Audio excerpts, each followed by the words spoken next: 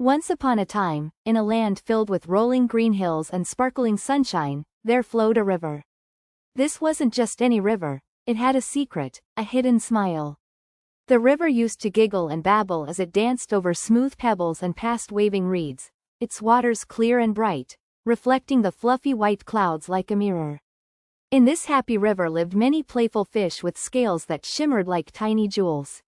They chased each other through the swaying water plants, their movements as graceful as underwater ballerinas. But as time went by, things started to change. Strange, dark things began to float on the river's surface, and the water lost its sparkle.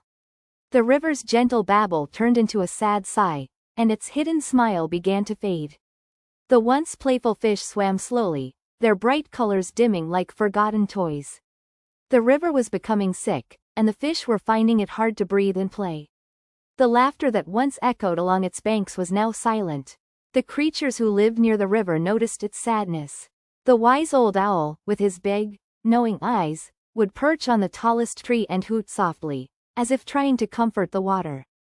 The busy beavers stopped building their dams and looked at the murky water with worried expressions.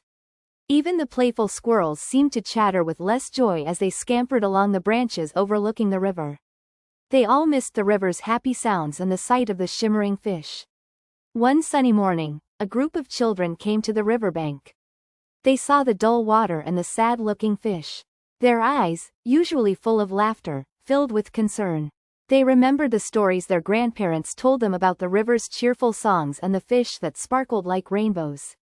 They decided they wanted to help bring back the river's hidden smile. The children worked together with their families and friends. They carefully picked up all the rubbish along the riverbanks and stopped anything yucky from going into the water. They planted colorful flowers and tall grasses near the edge, hoping to make the river feel loved again. Slowly, the dark things floating on the surface began to disappear, and the water started to look a little clearer. As the days turned into weeks, the river began to heal.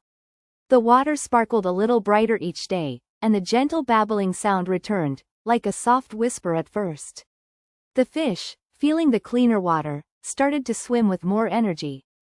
Their scales regained their shine, flashing like tiny mirrors in the sunlight. The animals by the riverbank also seemed happier, their songs and chatter filled with a renewed joy.